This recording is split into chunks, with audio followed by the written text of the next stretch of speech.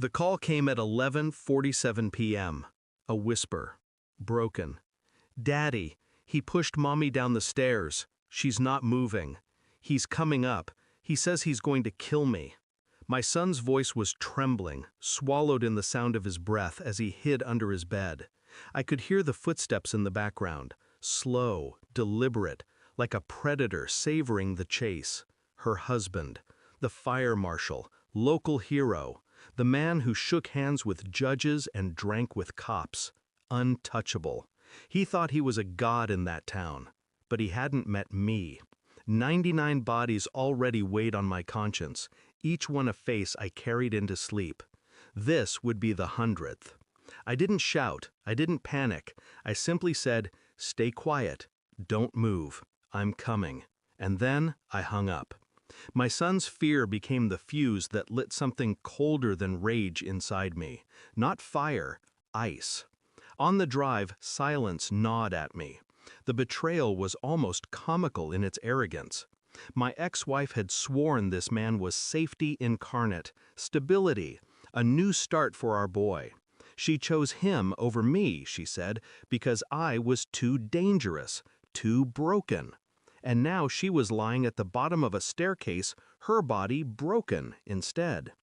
I remembered the way he looked at me once, casual disdain, the kind reserved for men who've already been written off. He wore his badge like armor. His friends gave him power, and she believed his charm because she wanted to.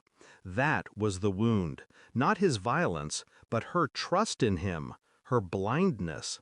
I tightened my grip on the wheel. No anger showed on my face, only control. My son needed me calm, but inside I rehearsed. Every breath became calculation, every memory a lesson in betrayal I would never forgive. I didn't storm into that house. That's what he expected. Loud footsteps, rage, a fight he could spin later as self-defense. Instead, I parked down the block, shadows swallowing the car. I moved silently, years of training rolling back into my bones like muscle memory. Through the window, I saw him pacing, a drink in his hand, smug, waiting. My son's small shadow quivered behind the curtains upstairs. I didn't rush. I watched, measured.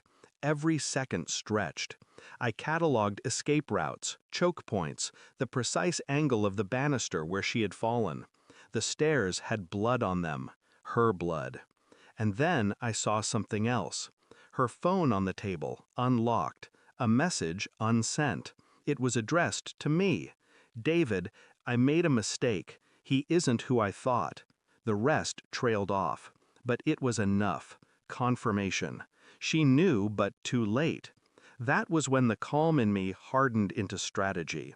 This wasn't just about vengeance. It was about proof, about stripping away his mask in front of everyone who believed him untouchable. I slid back into the night, not to attack, not yet, to plan.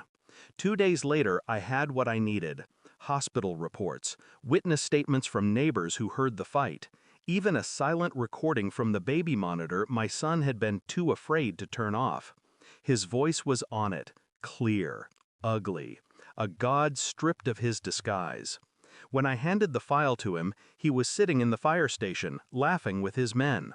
He froze when he saw me. His arrogance faltered when he opened the folder.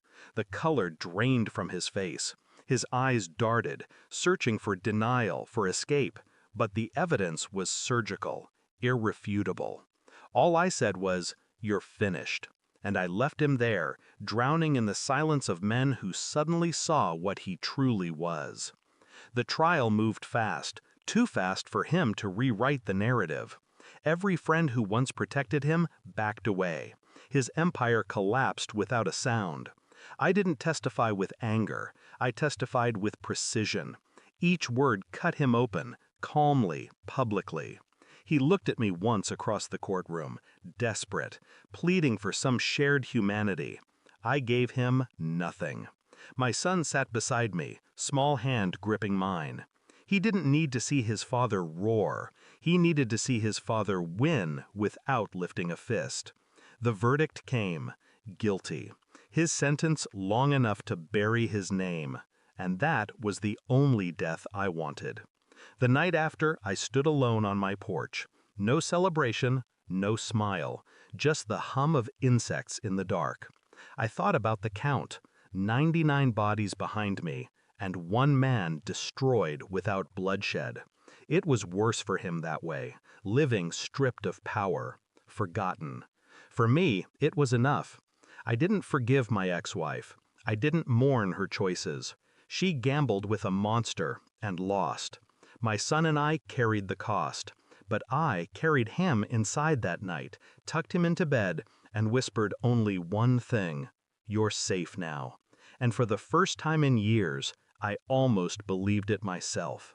Because sometimes revenge isn't fire, it's silence, and silence is colder.